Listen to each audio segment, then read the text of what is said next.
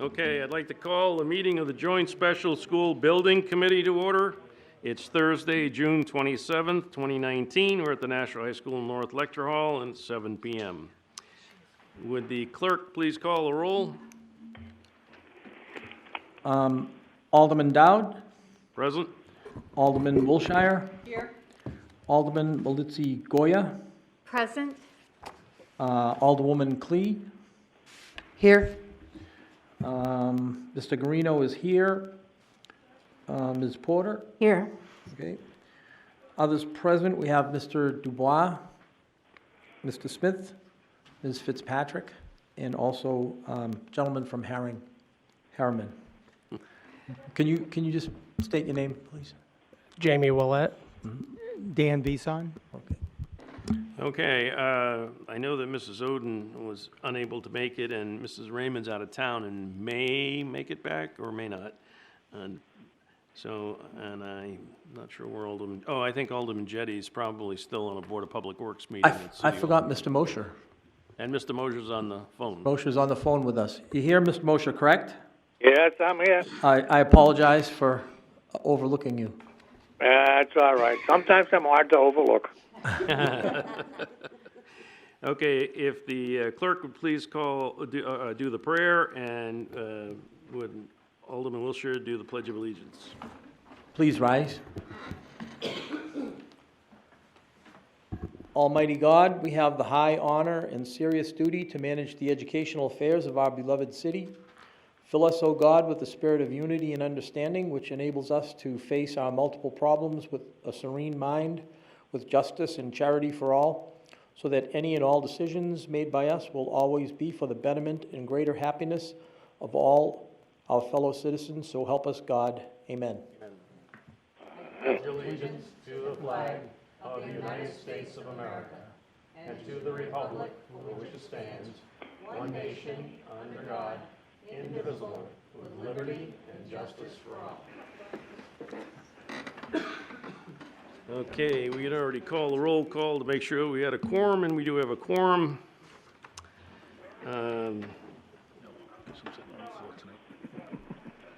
The previous meeting minutes, that meeting was June 7th, was it? Well, May 23rd.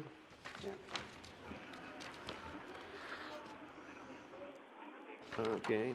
I would move to accept the minutes and place on file. Thank you. You're welcome. Motion's been made and seconded, made to approve the minutes of the previous meeting and place them on file. All approved, please say aye. Aye. Opposed, motion carries. Remarks by the chairman. We have a short presentation this evening from Harriman on where they are in their process and perhaps an update from the construction manager. And then we have some bills to pay. So do we have any remarks from school administration before we get going? Mr. Smith? Yes, just note that we updated the finance report with 2 additional invoices that came in after we sent them out last week. I think next time I'll just wait till the day before and do it one time. And Mr. Chairman, in addition to what's on the agenda, we have a discussion on whether or not we should do some testing of the slab. Okay, We we'll want to discuss put that that in with the architect's report or somewhere in there. in a minute. Okay, so why don't we start with the architect's report? Hey there. It's Jamie Willett with Harriman. So I have a few, it's going to be kind of a shorter presentation today, hit some quick topics. Here's our agenda. We're going to touch on the public outreach meeting that happened on June 3rd, a few weeks ago. There was a forum over at Elm Street School. Several of you were actually there, I believe. We're going to touch on the teacher and staff survey results that were sent out, schedule progress update, and then we'll just hit on some of the upcoming milestones that'll be forthcoming. So we had the public forum. There was a turnout of mix of people, people from this group, some teachers and staff, and a few people from the public. And there was some conversations to us that there wasn't that many people there. There was kind of surprised, but I will report that it wasn't the lowest turnout we've seen. It actually wasn't too bad for a turnout, so it was actually a pretty good meeting. And the results were actually quite positive. So we started off the presentation reviewing the 21st century best practices, which we've shared in this group previously in one of the previous meetings. Had a lot to do with those images that you're seeing up there, if you recall some of those, maybe in seeing those. Once we got through that, we broke into 3 groups. And I should start saying the point of this whole forum was to engage the public, and it was to help create a design statement that'll be used going forward, kept in our minds as we work to progress the designs of the schools as they may be. So in the first part of the group, it was an interactive type activity, and we had them identify some words or phrases that capture the essence of Nashua. So the groups all came up with a bunch of words or phrases that they thought were relevant to Nashua or the Nashua School District or Nashua schools or middle schools, however they wanted to perceive that. And then there was a bunch of big lists, and we had them, we kind of compiled the ones that were similar, and then we gave them all 6 sticky notes, and they went around and they picked their favorites. So there's kind of a voting booth, so to speak. And the top 3 phrases or words that came out of it are right up here on the slideshow. You have welcoming and secure. That was grouped as 1 phrase. Flexibility and equity. Those were the 3 important words or phrases that captured the essence of Nashua. After that, we gave a packet of the images that you've, again, seen before in one of these presentations. Some of them are represented here. And asked the groups to take those pictures and apply them to the words that were those 3 groups of words or phrases that were just selected, which one fit the best in their minds looking at the images. And this is the group of photos that kind of came out of the discussion. And then lastly, the exercise involved coming up with a design statement. And each group took, the intent was to take the words and phrases, the images, and then come up with a design statement in each group that they felt captured the design intent for Nashua schools. So we had 3 of those, and so we had to take them back with us and come up with a mash of them to put them together into one statement. And so here's what that statement is in our minds, and we're welcome to input or acceptance, or even feedback today would be great. So building a diverse learning community by encouraging students to open their eyes to explore, their minds to create, and their hearts to accept. So that's a mashup of the 3 that we received. Any comments or questions on that? Alderman Klee? Actually, I think this is a beautiful statement of what we would hope our schools to be. Great, thank you. This is just really good. I think if we hit that bullseye, we would have done a great job. Okay. Any other ones before I move on? Excellent. So then we had our teacher staff survey. This was done electronically. It was sent out, but via email. I think Donna helped orchestrate that to get it out to all the staff. And we actually had a fantastic response.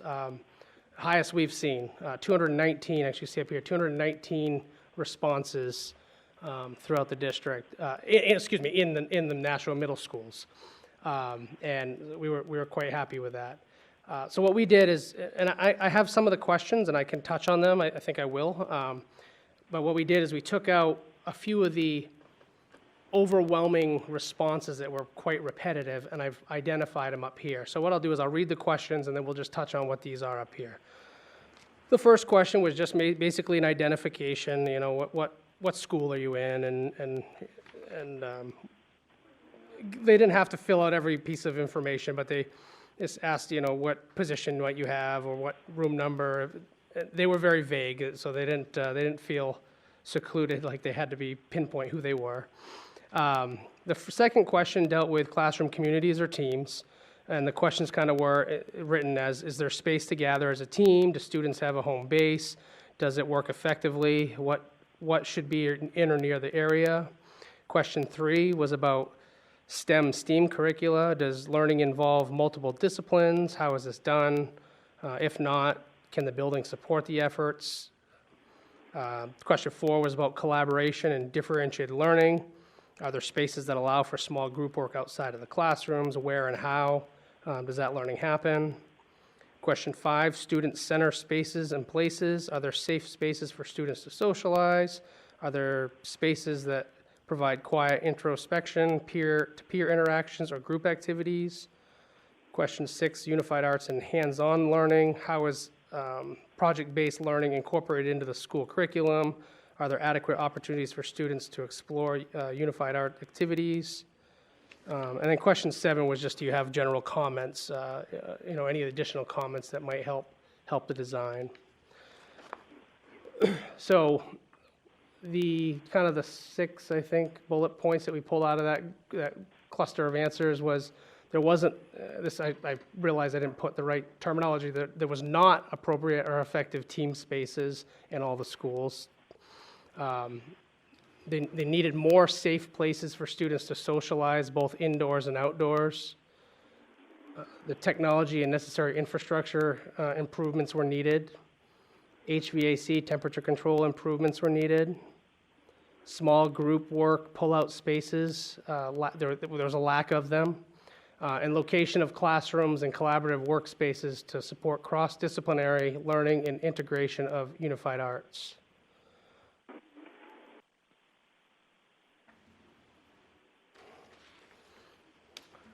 So next, well, let me step back. Is there any questions on this one?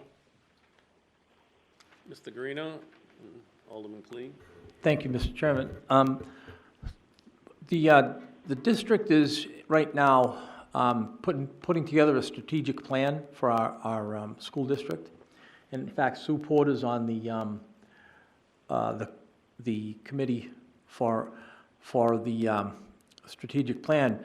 But I was wondering if there's somehow we could integrate, I mean, it doesn't have to be a lot of information, but just some of this information into our plan, that Sue can take some of this and just have like a summary of it, or a touch of it, and touch it in our plan. We don't want to have a big, huge volume for our strategic plan, but we do want to have information on this, and I think it should be integrated. But I guess I don't really have a question, but I guess my question is, can we do something like that? Mrs. Porter, do you want to just address that Sure. real quickly? Sure. We do have that referenced in the strategic plan. I think we reached out to you today, Sean, on that specific action step, just to be sure that we had it captured correctly. But it is referenced in there. Yeah. Yeah. Alderman Clee? Yeah, my comment is just clarification. I just want to make sure that I understood that you said that there was not appropriate effective team space, that safe space more is needed. We need the technology necessary for infrastructure, need the HVAC, and that there's lack of small group work.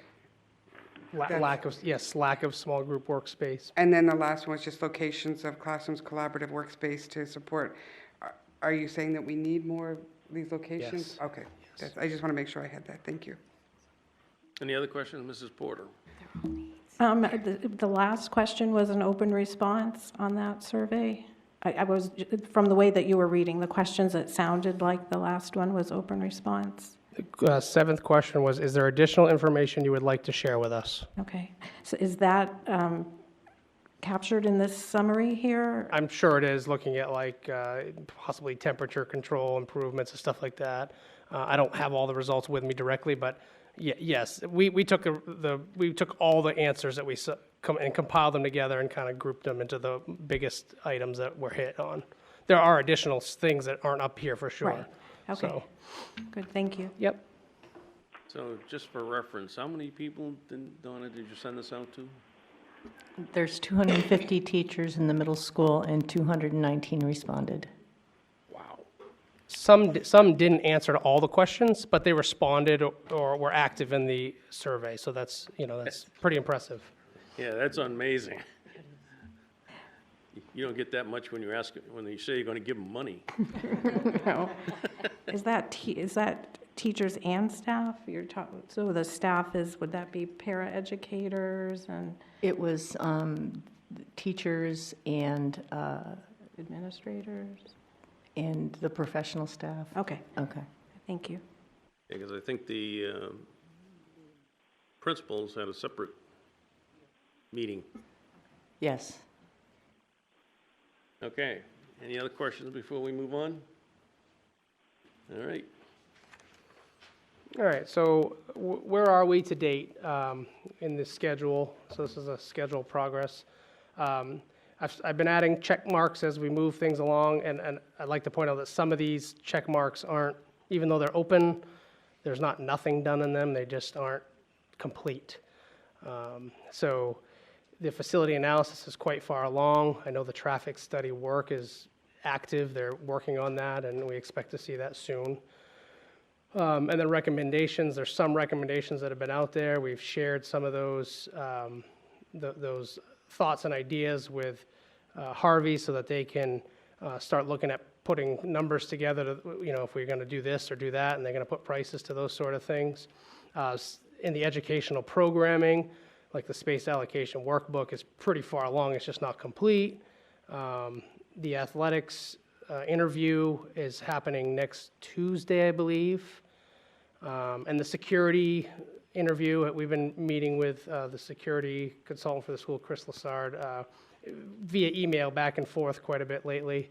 We just haven't had an official interview, and maybe we won't need to, but it just hasn't completed at this time.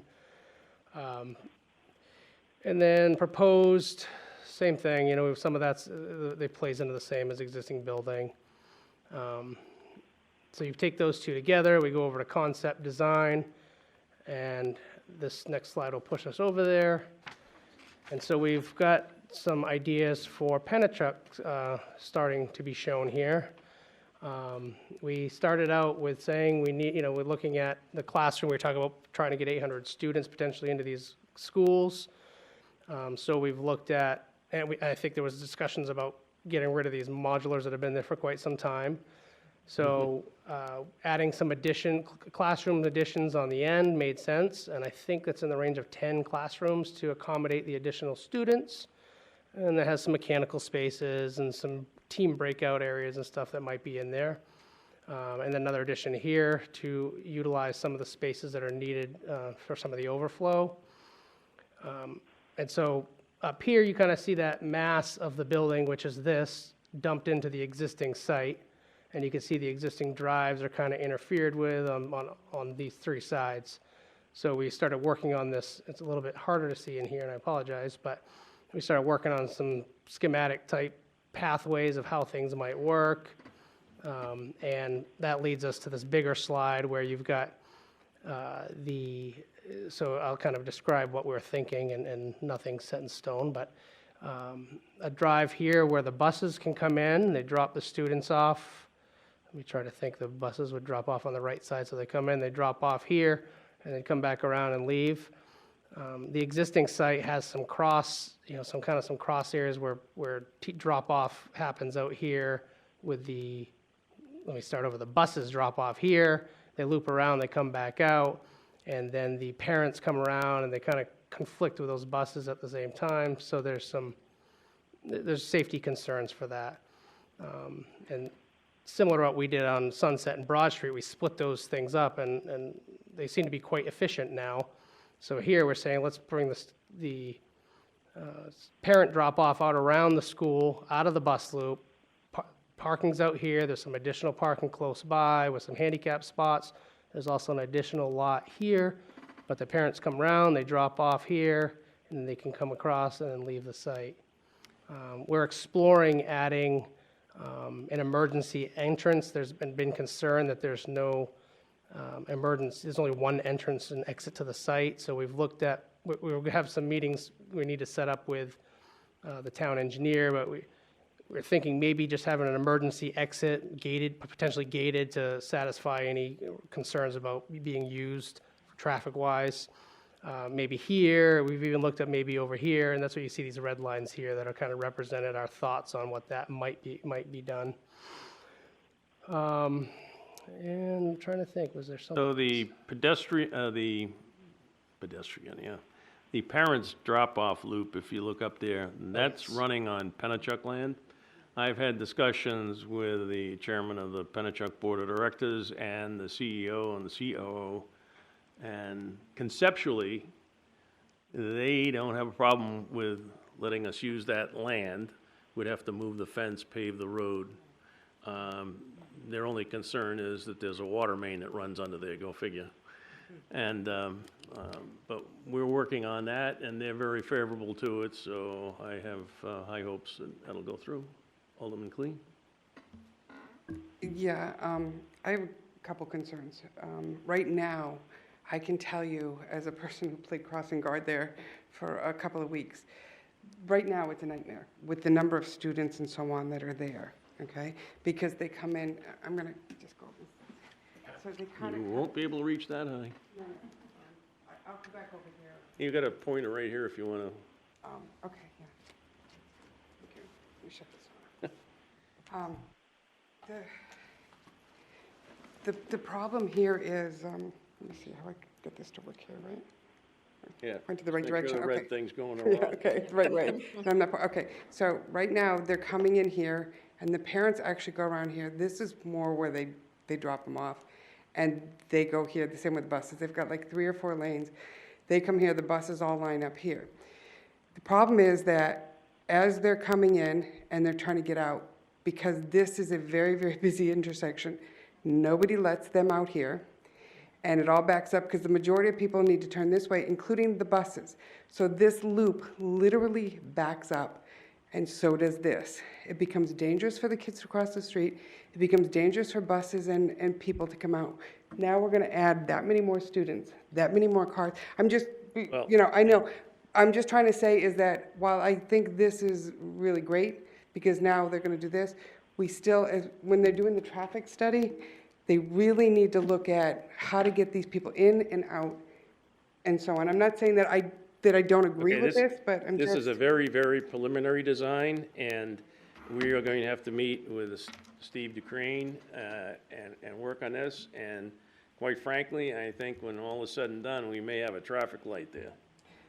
That would be wonderful. I would absolutely love that. I'm just telling you right now, the way it is even now, it's extraordinarily dangerous. I mean, when I would walk those kids across the street, the people coming from Henry Burke I'd get halfway across, the people coming towards Henry Burke would stop for me to let me go across, and the people with Henry Burke at their back would just whip by me. Very familiar with that intersection. I went through it for years going to work. Yeah, exactly. But I'm just saying is that the kids are taking the life in their hands, the crossing guards are, and it's one of the few crossing guards that actually directs traffic. It's that bad. So, again, that's just a real preliminary design, and that we can probably even have further separation when we work with the Pennachuck, because it's pretty flat, actually, right there. So, again, I am going to have Harriman working with the Pennachuck and the city engineer to come up with a final design, but we're early on in that. And we're still waiting for the traffic study, so we haven't seen, what the results are from that. Just another little caveat is one of our meetings we had, maybe there's a lane here that helps bring traffic off the road and out of the way, but that may not help address the concerns you have, but there's still discussions happening. This was just kind of a preliminary idea to get things moving, make sure we can fit things on the site. It doesn't feel like a tight site when you think about it, but it's pretty tight because of the building size and the width of the site, so. I agree, it is a very, very tight site for somebody. Mr. Greeno? Yeah, I was just looking at a map of that area, and that looks like Ferry Street there. You can actually get, One? yeah, you can, it looks like you could actually go straight that way and then take a left up there and get back onto where the highway is. No, you got two pictures tagged into one another. Ferry Road, Oh, Up to where the 99, so you can go straight out of yeah. the school, up to where the 99. straight out of the school, yeah, to Ferry Road, and you go all the way down and then take a left at St. Laurent. You can actually get back to Route 3. So I wonder if we have more, like a sign there, because this problem, this design here is not gonna, the other problems that aren't gonna go away. again, we're Yeah, gonna wait for yeah. the traffic study. Right. And the final design and talk to the traffic Right. engineers and So it may be just a matter of Yeah. having a sign and And telling by the people way, to if go you go that down way. there and turn by Alternative. the 99, getting back onto the Henry Burke is as bad an intersection as that one is, I'll tell you. And you can't even cross the road. That's the problem. You can can't get- cross Manchester Street. Anyway, I think what we're mostly gaining here is the safety on the site at this time. We have to still look at off-site as we get to that point. So. okay.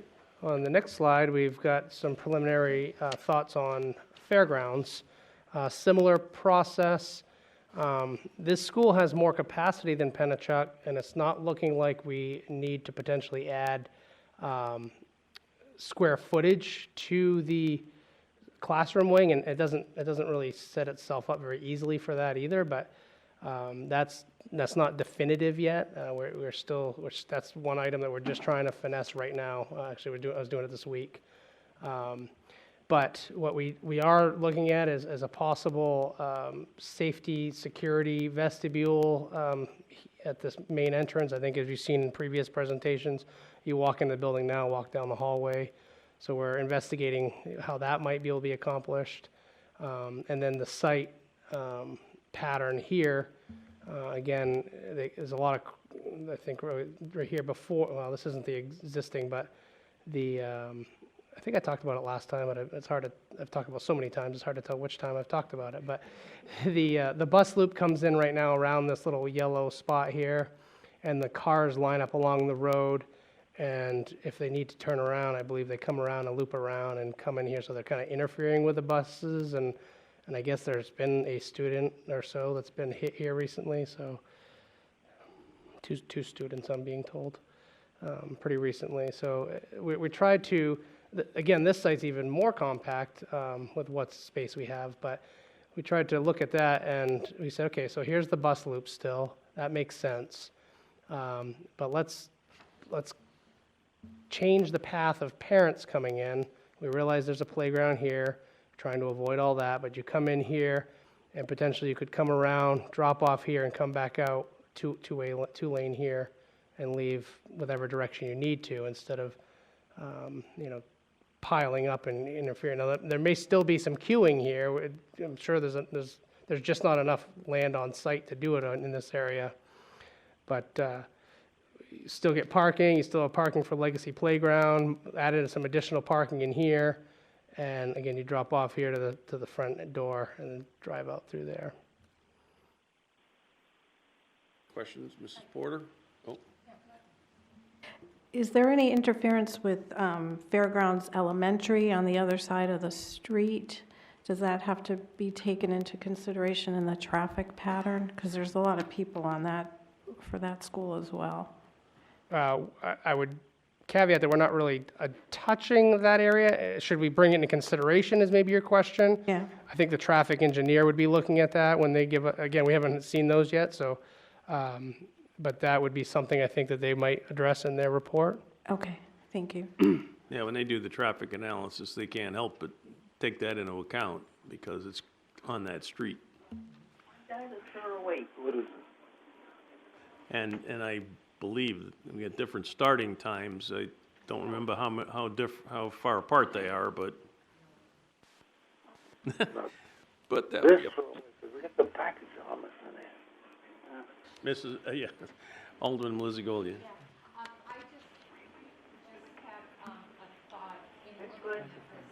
It's good? Mike?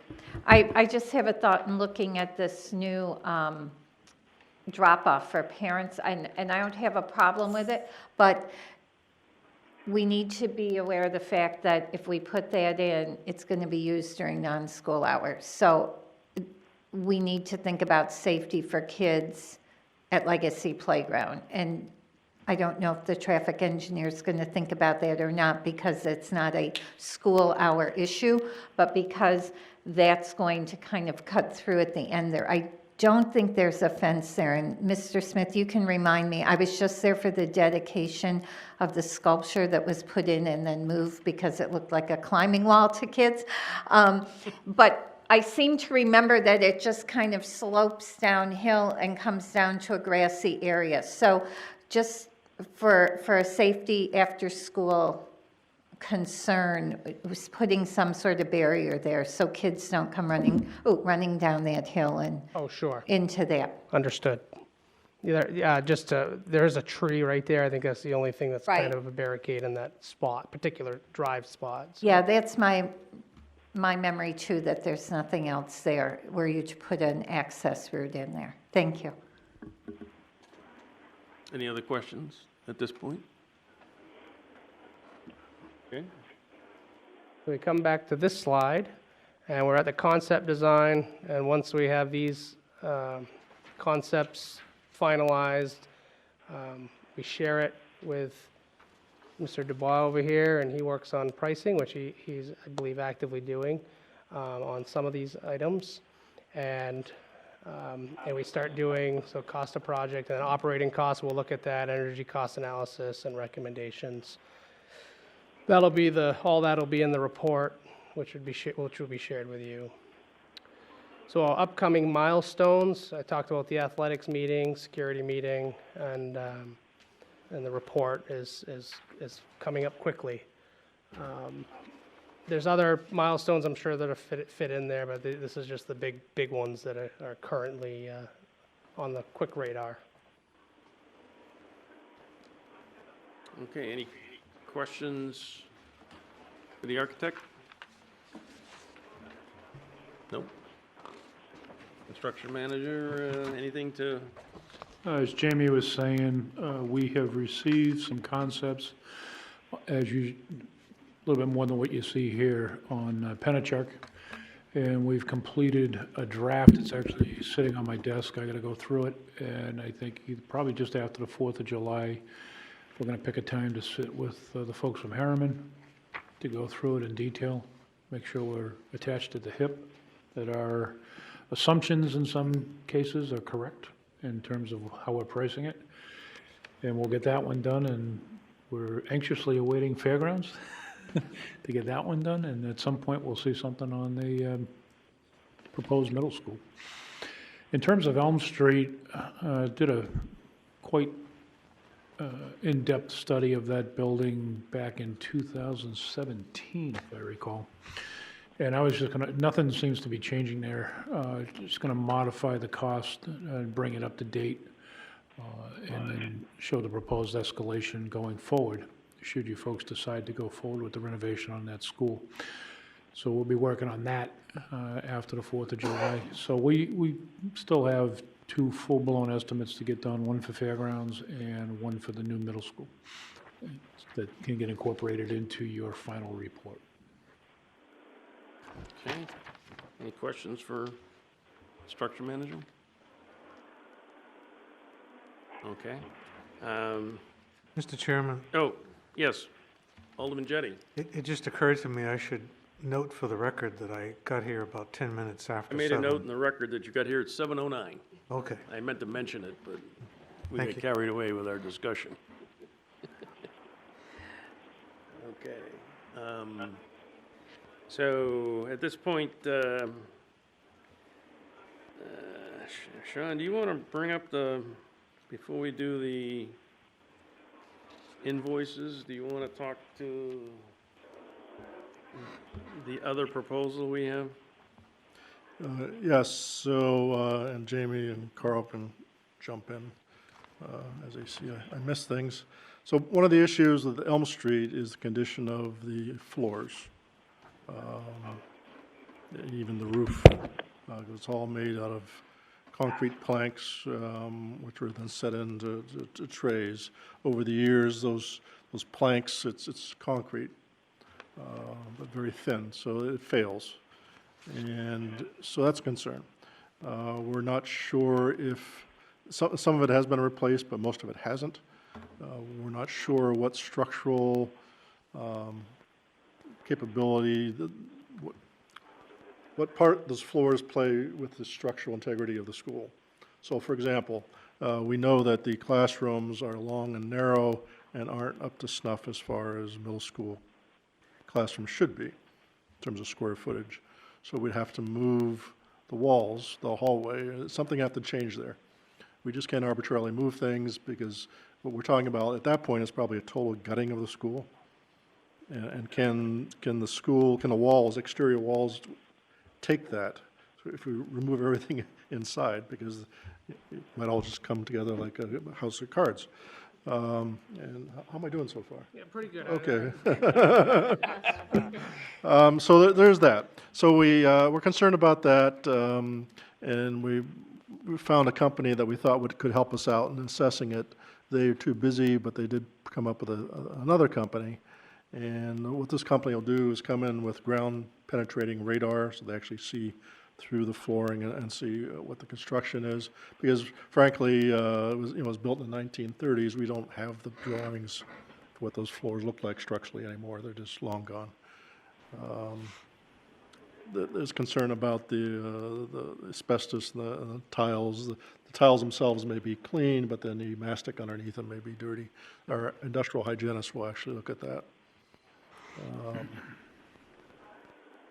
Once you jump in there, I Jamie. mean, the bottom line, when we studied this back in 2017, we were informed at the time through Sean and Gary Connors that they've done a series of repairs to the floors. To truly give you a proper analysis and a true number, I think further investigative work has to be done to ascertain how much life is left in those floors structurally, and do we really have a problem or don't have a problem? The numbers that I put together in 17, that portion of work was not included. To be fair to the community, to this group, I think it's important to have a number and a solution should the findings find that it has to be taken care of. Obviously, that would be above and beyond what I priced before, substantial. We're talking $1 million plus to try to do something like this based on the size of the school.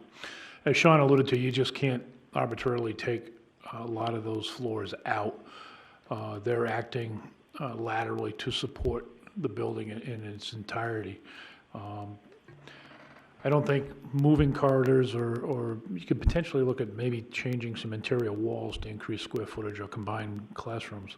The problem with Elm Street is it's an old high school. It was laid out. It does not meet the state requirements today. And I think whatever you do, it would be extremely difficult to try to get that up to the state requirements on square footage per classroom without really changing that structure dramatically. But if it was to remain intact and to do the renovations as we prescribed, the one missing element that is not in that original estimate and report that we did is what is the integrity of the roof and what is the integrity of the structural elements of the floor. I'd like to add that, they have done repairs, that has been reported. And so, but not only that, but in the corridors right now, if you were to walk down the corridors, there's very clear wavy patterns happening in the slabs.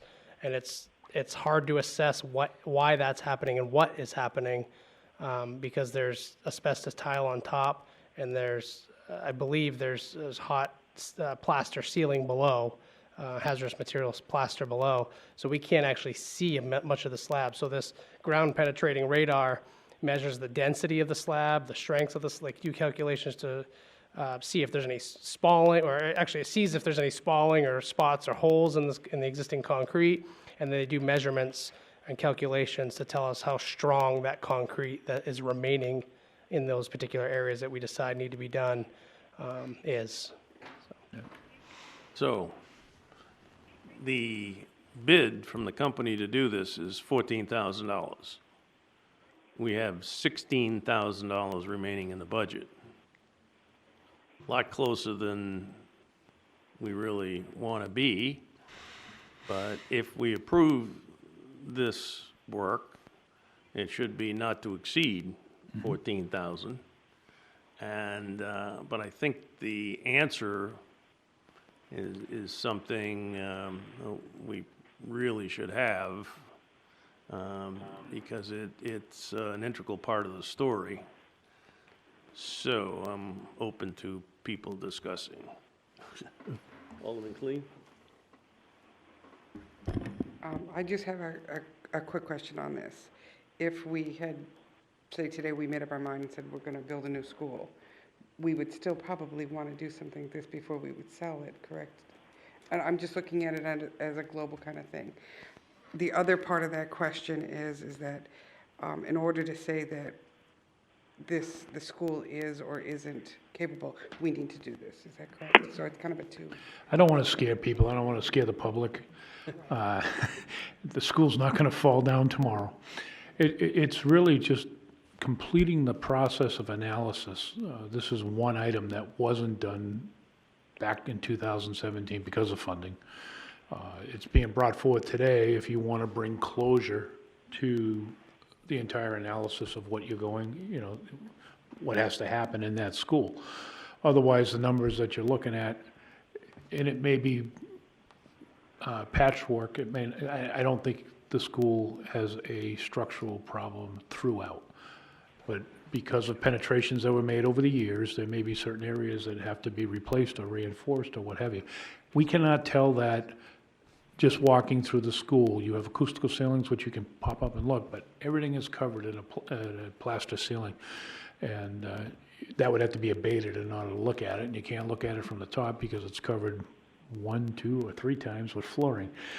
So the one way to analyze it is to do it with the radar. It's just a question from a resale value. If you decided not to do it, I mean, it certainly wouldn't hurt to have that as part of the package. So it's not, may not be for a lot. In my estimation, it's something that would identify a potential increase in cost for us to renovate it.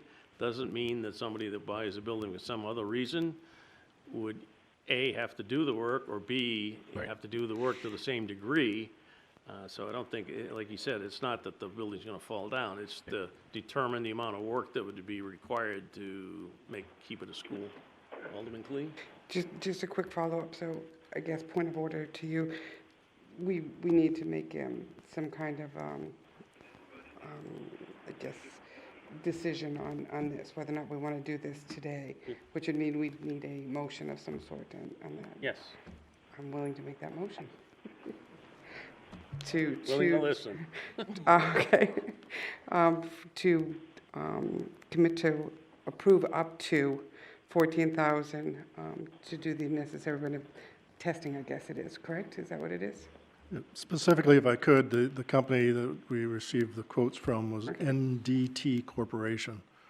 So if we're going to do a motion, then it would award to contract award NDT NDT Corporation not to exceed, 14,000. Yeah. the 14,000. So the motion is to, I gave away all my paper, to award is it VTE?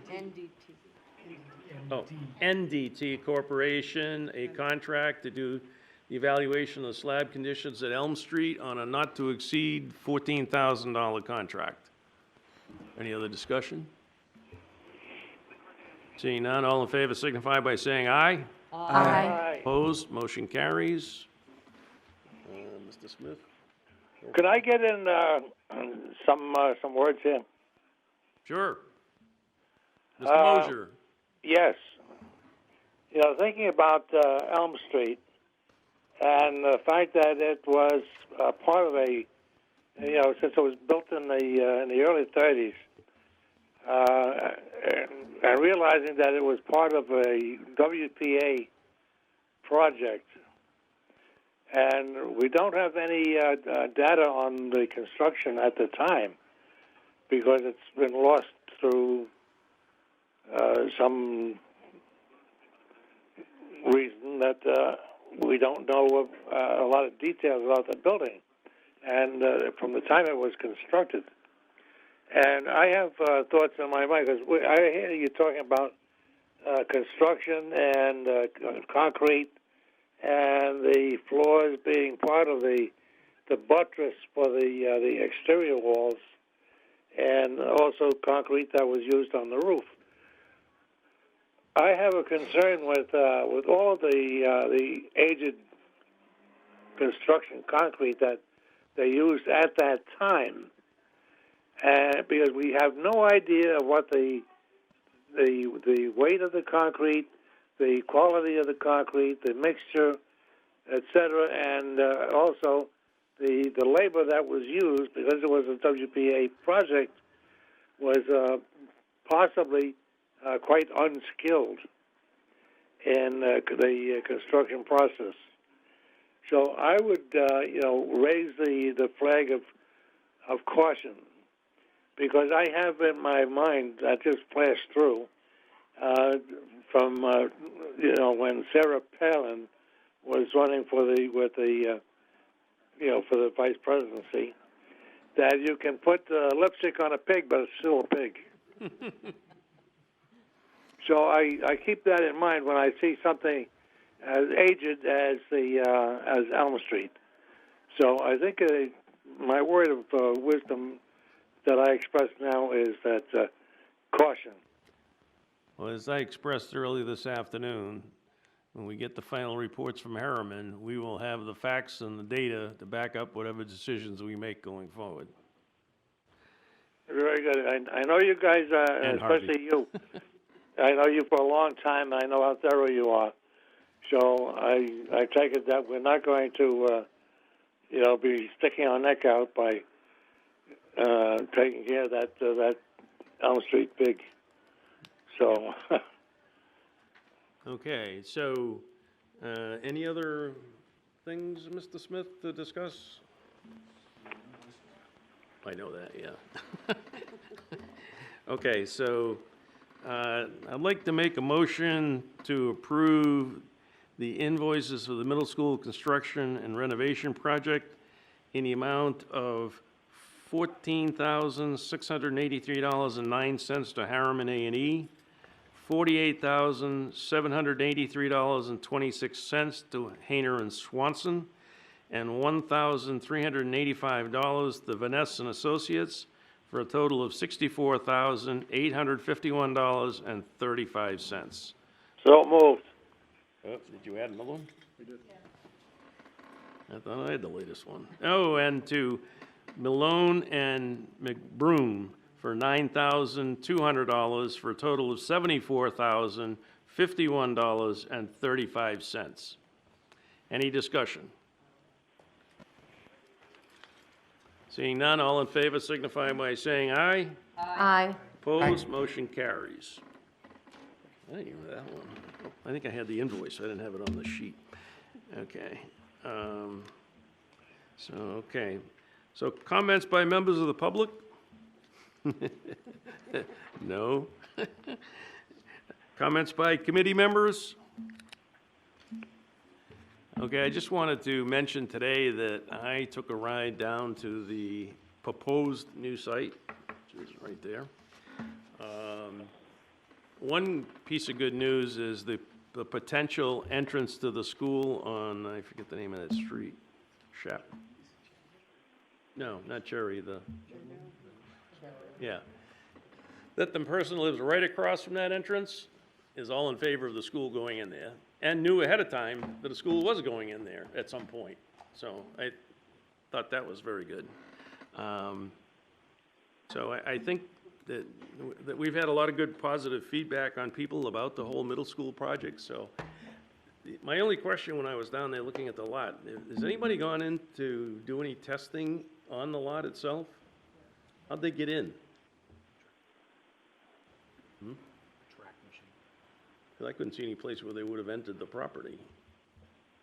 I don't know where they went in, but, yeah, foot?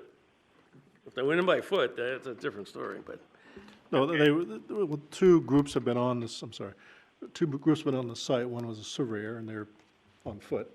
But the geotechs had to do some borings to see what was underneath the surface, and they brought in some sort of machine to, yeah, track machine. I saw the flags and stuff, like somebody been there doing some work, but it didn't look like they, plowed a way in there. But, okay. Yes, Yeah, I just, in terms of what's there, do we know if whatever we do there is going to require any blasting? Have we done enough to find that out?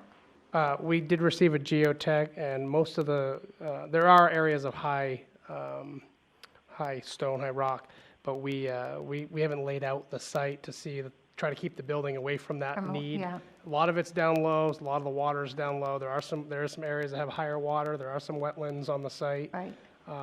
But we're going to try to utilize the site that best makes sense to keep costs lower and not have to do a bunch of blasting and stuff. I mean, I can't say there's going to be none, but it would be, Right. we'd try to limit it as much as possible. Okay, thank There- you.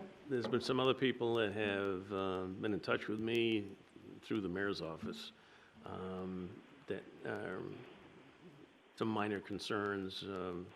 When they bought their houses, they were told the land is conservation land, but the piece of property, if you're looking out the back of the house that goes this way, is not conservation land, but it's a buffer zone. But our piece of property goes the other way, and it's always been earmarked for a school, so I explained that to her. And by the way, the other thing I did is, at all the mayor's award meetings, I was giving an explanation of the middle school project, and I finally said, I might as well write this down, because I'm, recited it so many times. So, I wrote the whole thing up in the middle. You should have all got a copy by now, okay? And had it run by Jamie and Sean to take a look at it and to make sure it wasn't missing something. But that's where we are at the moment. And also had a description of where the lot is. It's a pretty good sized lot, 20 acres. So, and there's a lot of trees on it. So I think even when we build a school, I think there'll be a pretty heavy tree buffer between the neighborhood and Alderman Lizzie Golian. Yes, just to follow up in terms of my question about blasting, a couple of people have asked me if I know if we're going to do that. And I know in the past there have been issues in the city around blasting, and in the past year, maybe year and a half, the city has passed more comprehensive guidelines and regulations for blasting. So for people who are watching and listening, things have changed in terms of the whole process for getting the permits and doing the blasting and responding to neighborhood concerns. Yeah, there would be a pre-blast survey Right. conducted around the neighborhood prior to doing that. I know it was a long time ago, but 1963, when they put the new portion of the school on Elm Street, they were doing the blasting on that site while we were in school. One minute you'd have your desk, this way, and next time it's over here, but Well, Alderman Dowd, if that's the case, maybe we don't need to spend the up to $14,000. yeah. So, yeah, because that was the newer part of the building. Okay, let's see.